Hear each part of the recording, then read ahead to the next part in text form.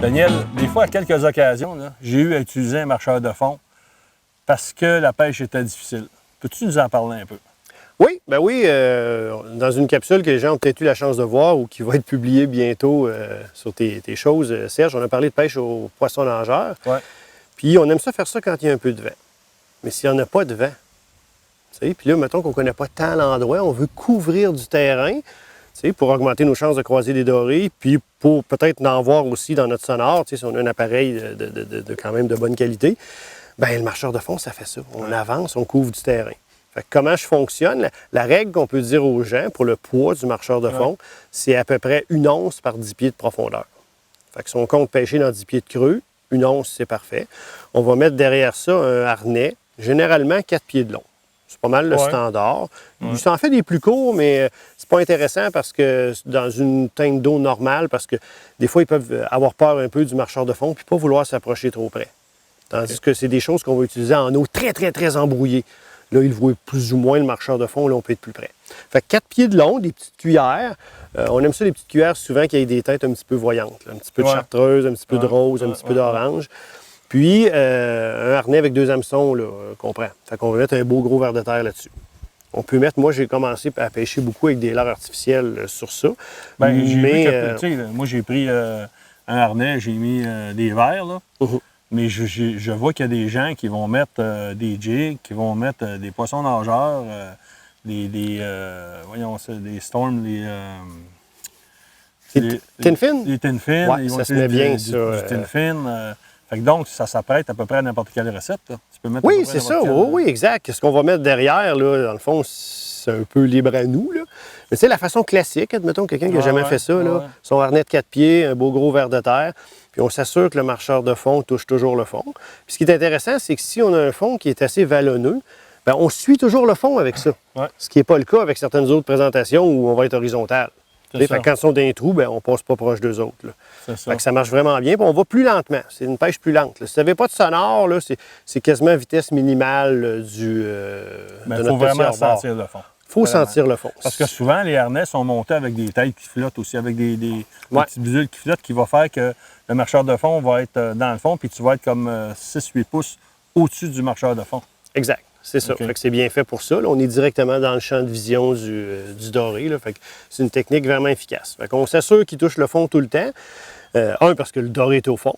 2, bien, la broche qui frotte sur le fond fait du bruit. Fait qu'encore une fois, les dorés vont venir voir qu'est-ce qui se passe là. C'est quoi? Fond, on va laisser une traînée de sédiments qui se soulèvent, puis tout ça, tu sais. Fait que là, on crée quelque chose. Là. Le doré va venir voir qu'est-ce qui se passe là. Il est curieux, là, de quoi dans son environnement. Il est curieux où il a faim. Tu sais, s'il est déjà en chasse, il va s'en venir, puis il va s'en venir vite. S'il n'est pas tellement en appétit, bien, il est curieux quand même. Qu'est-ce qui fait ce bruit-là? C'est pas habituel. Là. Il va venir voir. Puis là, ça se peut que votre appât ou votre beau gros ver de terre, là, ils viennent le chercher, puis la job est faite. J'ai pêché l'année passée avec des marcheurs de fond traditionnels, là, avec la broche et tout ça. Mais je trouvais ça pesant un petit peu là, au bout de la ligne. Puis quand je guide des gens, on est 3 dans la chaloupe, les marcheurs de fond, c'est compliqué un petit peu. Fait que j'ai acheté des espèces de plombs forme de banane. Oui. Ça marche bien aussi. Ça marche bien aussi. Ça fait la même chose? Ça fait la même chose. Je pense que c'est une question de goût. Là. Il y a peut-être des situations aussi, mettons, je sais pas moi, une espèce de petit gazon, une petite végétation sur le fond. Là, peut-être tu gagnes à être un petit peu plus haut. Là, le marcheur de fond qui est fait plus en hauteur va t'aider. Traditionnel, celui avec la broche. C'est ça. Mais tu sais, sur un lac doré classique où il y a du sable, du petit gravier, de la roche, ça va tout aussi bien avec ça. Puis, comme tu dis, il y a une question de goût là-dedans. Là, là, si toi, tu trouves ça plus agréable parce que là, tu n'as pas l'impression d'avoir un gros poids, bien, on s'en sert. Ça marche. Pas de doute là-dessus. Là. Fait que ça, c'est vraiment une technique passe-partout. Puis c'est somme toute assez rare que quand les dorés sont présents dans le secteur, on n'a pas de résultat avec les marcheurs de fond. Ça, je peux dire que j'ai eu des très bons résultats malgré une température difficile. Des très, très bons résultats. Fait que c'est vraiment les pêcheurs de dorés, il faut avoir ça dans notre arsenal. Puis je terminerai peut-être avec un dernier petit truc. Si vous tombez sur une journée où ils sont un petit peu difficiles à piquer, là, vous sentez qu'ils viennent mordre, vous les manquez toujours, là, ça, c'est un petit truc qui est bon à savoir. Là, imaginez, l'embarcation avance, j'ai ma canne qui est au-dessus de la surface de l'eau. Quand je sens la touche, je recule ma pointe vers le poisson. Comme moi, j'appelle ça, il donnait à manger. Je recule ma pointe vers le poisson, puis après ça, je fais mon ferrage vers l'avant. Fait que ça donne comme 1 seconde ou 2 pour qu'il le prenne en bouche comme il faut avant le ferrage. Puis là, on va augmenter notre succès ces journées-là où le doré est mort sur la gueule. On a vu hier que c'était difficile. Il y a des temps, ça mordait bien, mais à un moment donné, là, c'était vraiment, là, en langage commun, on appelle ça « ils têtent ». Oui. On sent qu'ils leur crachent, là, ou ils prennent le bout de la queue de la jig. Là, tu penses que t'es là, mais ils font de la retenir, mais quand ils se sentent tirer, ils lâchent. Je confirme ce que tu dis parce que certaines de nos captures, à un moment donné, que les poissons nageurs, ils étaient pris sur le trépied en arrière, juste sur le bout de la babine. C'est ça. Fait que là, tu vois qu'ils ne l'avalaient pas, là. Non. Tu sais, il était un peu neutre, là, il n'était pas actif.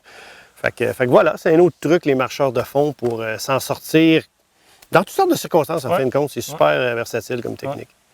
Daniel, un gros merci de partager tes connaissances avec nous. Puis là, ben, on est attendu pour un repas de doré. Puis après ça, hein? On retourne à la pêche? Oh oui, moi je partais. En tout cas, si toi tu viens pas, il y a 2 jeunes qui veulent venir, ça c'est sûr. Je comprends, ils vivent une expérience incroyable, les jeunes ici à Pourvoirie du Lac-Suzy. Good. Merci Daniel.